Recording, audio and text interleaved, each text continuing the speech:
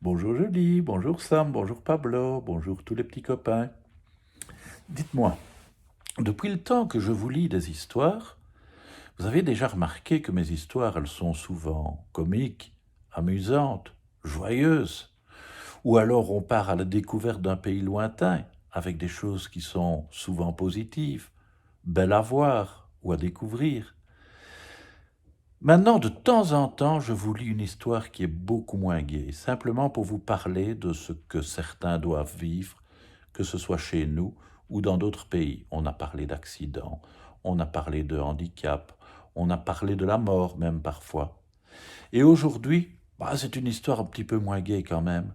On va parler de la guerre. Ben oui, vous le savez bien, j'imagine, dans certains pays, il y a la guerre. Et nous avons la chance de ne pas connaître ça. L'histoire d'aujourd'hui s'appelle « Chez moi, c'est la guerre ». Regarde, voilà ma ville, je l'aime beaucoup. J'ai ma maison ici, ma maman et mon papa. J'ai mon petit frère et mes grands-parents. J'ai mon école, mes amis et mon institutrice. Ici, c'est chez moi. Mais voilà, il y a la guerre. Chez moi, c'est la guerre. Des gens sont venus qui ne veulent plus s'en aller. J'entends les bombes quand je m'éveille et le soir quand je vais me coucher. Quand le bruit des bombes est très fort, alors mon école est fermée. Les rues aussi sont vides. On ne voit pas une voiture, pas un enfant qui joue, pas même un chien ou un chat. Tout le monde s'est sauvé, tout le monde s'est caché. Moi aussi je me cache. Je me cache dans la cave avec maman, papa et mon petit frère. On prend du pain, de l'eau, des bougies, parfois du fromage et du miel.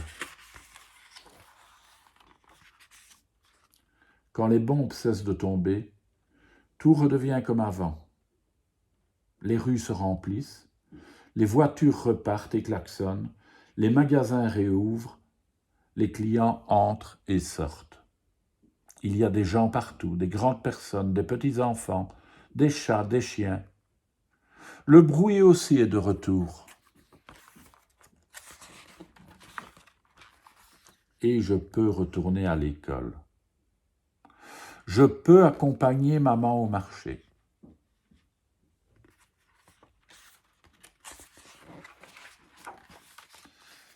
Je peux même jouer avec les copains dans le parc derrière chez nous et aller chez mon ami pour préparer ensemble le devoir de calcul.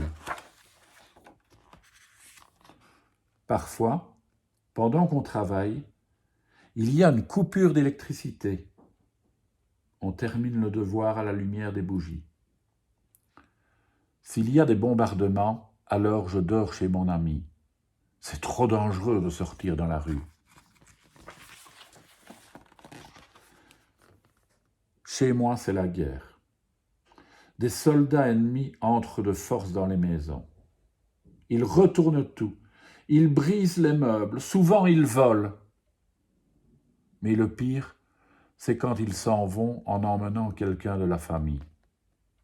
Une fois, ils sont venus chez nous. J'avais très très peur. On a dû s'asseoir dans le salon sans bouger. Un soldat a fouillé les chambres, longtemps. On se demandait ce qu'il cherchait comme ça. Pendant tout ce temps, un autre soldat surveillait la porte.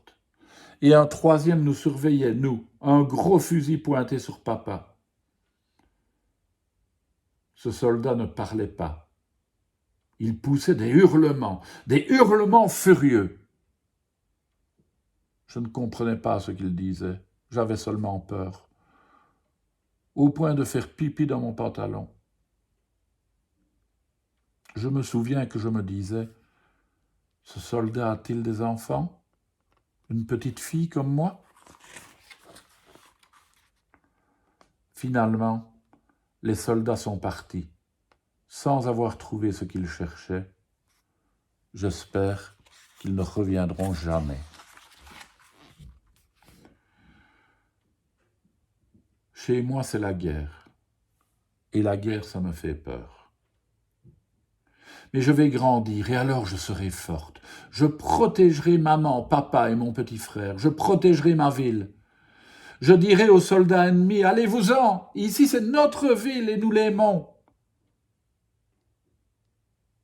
Quand je serai grande, je serai institutrice. J'apprendrai aux enfants à lire, à écrire et à dessiner. Et aussi, je leur apprendrai à ne pas avoir peur des soldats ennemis.